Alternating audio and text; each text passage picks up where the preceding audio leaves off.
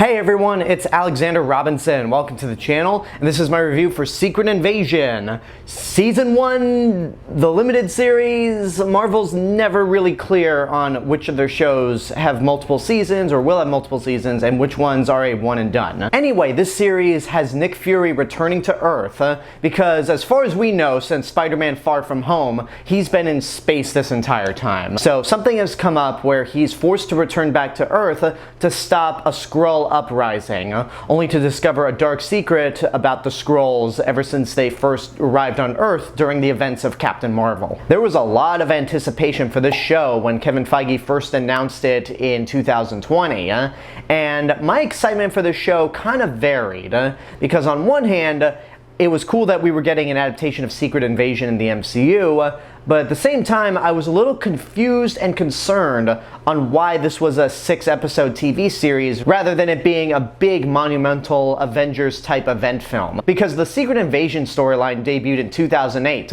15 years ago in the same year the Marvel Cinematic Universe was born. And it was pretty much Marvel's invasion of the Body Snatchers. A group of Skrulls come down, infiltrate Earth disguised as several superheroes to start an invasion from within. I myself have not read the book, but it certainly is a popular storyline within Marvel Comics. And this series, let me say this, it took 15 years since Iron Man started in 2008 to give me something in the Marvel Cinematic Universe that I actively dislike. I don't like Secret Invasion to the point where I may almost hate this show. Hate's a strong word, but most of my strong dislike for the series comes from the fact that it was such wasted potential. They started this show off on a really high note. The first episode was very intriguing. It was dark. It reminded me very much of the tone that they had for Captain America Winter Soldier, Civil War, and even aspects of Black Panther. And that first episode certainly had me hooked. I was interested to see what's going on. As the tagline for the show and even the book went,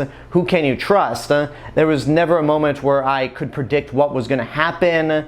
And the next two episodes, episodes 2 and 3, got me invested as well. I was interested in what was going on. And then after that, things start to go downhill really quickly. And this is the first time I've ever seen a TV show within the span of a few episodes, not a few seasons, but a few episodes, start off strong and end sad. Because the biggest problem with the series once we get past episode 3 is that 4 and 5 have nothing to offer. There are a few major events that happen. There's a few plot details that are brought up, but those two episodes are basically the equivalent of the show sitting in a chair, twirling its thumbs, not knowing what to do, and it really does show. Like, if anything, this should have been a movie, because it's so bizarre that they would make a Secret Invasion adaptation that features just Nick Fury and no major superheroes throughout. I mean, we do have Don Cheadle coming back as Colonel Rhodes, who we find out is a Skrull, possibly longer than this show, which I don't think I'm entirely happy about. But anyway, that's the only hero we get, and Rhodey doesn't even show up in the War Machine costume. One particular plot detail that stuck out to me that happens in these two episodes that doesn't even get mentioned later on. Oh, by the way, spoiler alert, the finale aired a week ago, so I'm sure everyone's seen it, or at the very least doesn't care about this show, considering how it's gotten less views out of every other MCU TV show, but Maria Hill gets killed. She gets killed at the end of the first episode, and she's dead. She's not coming back at all, or at least as of now. She is confirmed to be dead, and she is killed by Gravik, the show's villain, disguised as Nick Fury, so it looks like Nick Fury killed Maria Hill. Well, that videotape is released, showing the entire world that Fury killed Maria Hill, and then it's never mentioned whatsoever. There are no repercussions, no blowback towards Nick Fury on this thing that happened. It's not even mentioned in episode 6. And also, Maria Hill didn't have to go out this way.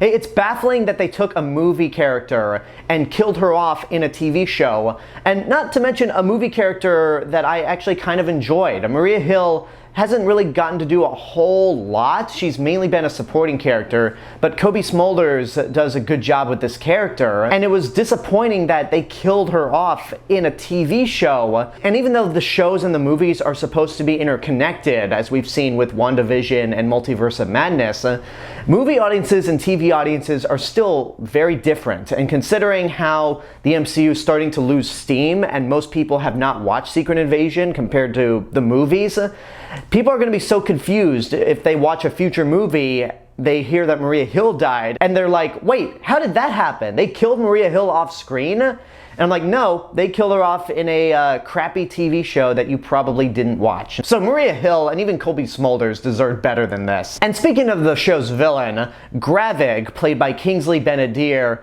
might very well be the worst villain in the entire MCU. And that's saying a lot considering that Malekith and Ronan the Accuser exist. The reason I say that is because Kingsley Ben-Adir plays Gravik with no charisma, no personality whatsoever, and this guy is supposed to be the leader of the Skrull Rebellion, but he never comes across as a strong, charismatic leader towards these Skrulls.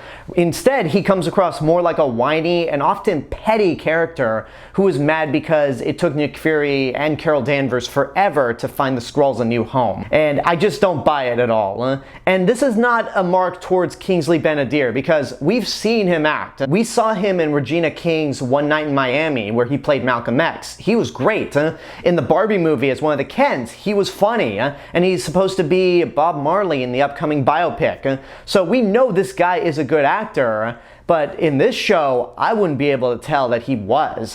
Same thing goes for Emilia Clarke. She plays Talos' daughter, who's kind of rebellious, and is with Gravik at first, up until later on, where she inorganically changes sides. I'm not even sure the reasoning why she changed sides. And then she full-blown fights Gravik after he kills Talos. And Emilia Clarke is so boring in this show. Her character is just nothing. And again, we've seen Emilia Clarke be good in other stuff. And her big final battle at the end with Gravik, where both of them are super Skrulls with the powers of several heroes, it's ridiculous, it's unpleasant to watch, it's boring. And what makes it even worse is that this is the type of big finale that She-Hulk made fun of a year ago, which that's another series that I should talk about at some point. It's just a pathetic finale, and again feeds into Marvel's problem of how they can't pull off 6-episode TV series. With the exception of Ms. Marvel, none of the other MCU TV shows that have 6 episodes can nail the finale.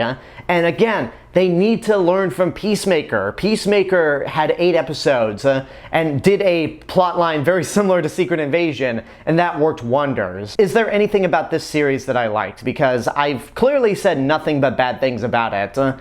I give it credit for trying to tonally go in a different direction, because I know a lot of people have criticized the MCU for being too funny, and this show is practically humorless. And when it first starts out, I thought, okay, this is fine for the show it's trying to be. It wouldn't make sense at all for everyone to be cracking jokes every now and then, even if it's minimal jokes. But as the series went on and the show continued to be void of humor at all, it just reminded me of Batman vs. Superman, where this show's trying to be so serious that it doesn't really work. It has no life to it at all. And the reason why previous MCU projects work so well with their humor is that you feel attached to these characters, so when the bad things start to happen, there are more consequences. That's at least my take on it. And Samuel L. Jackson still does a really great job as Nick Fury. He's always been good. Samuel L. Jackson always brings his A game to whatever projects he's on, even if the projects themselves end up being terrible. And Olivia Colman is having a lot of fun as well. I think a lot of people were expecting her to be the Skrull Queen, which, spoilers, we don't get that at all.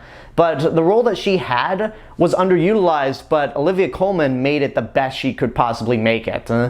But it's not enough at the end of the day. This is honestly the worst thing the Marvel Cinematic Universe has ever done. Even worse than Ant-Man and the Wasp: Quantumania, which I still stand by as being mediocre at best. This one it really pains me to say it because I've been sticking with the series for 15 years, and I'm not ready to call the series dead. I'm not ready to move on or give up on the MCU, but this is the first Marvel Cinematic Universe movie or TV show that I think is actively bad, and the first one that I will ever say don't waste your money on it, because it's boring, it's unfulfilling, it's visually unappealing to watch most of the time. There are several plot threads that just go nowhere, and not to mention that ugly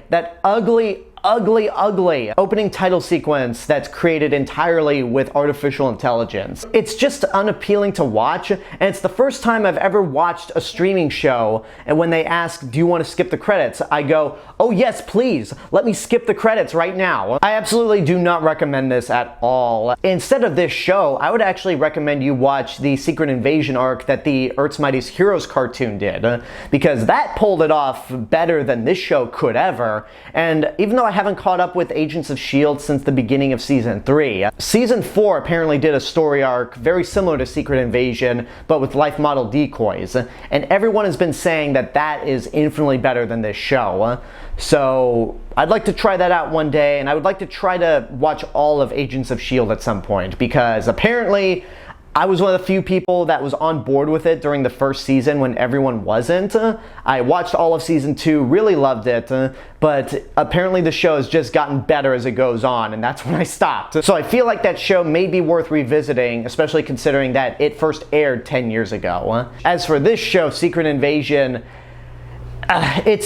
it's frustrating that they wasted so much potential on what could have been a great entry in the Marvel Cinematic Universe. And there you go, that's my review for Secret Invasion. I hope you enjoyed it, and now I want to know what you guys think about the series. If you've seen it, what did you think? Whatever the case may be, let me know in the comments below. Don't forget to like the video, subscribe to the channel, and hit the bell button to get notifications. You can also follow me on Facebook, Instagram, Letterboxd, Threads. I'll see you guys in the next video, but until then, have a good day, and take care of yourselves.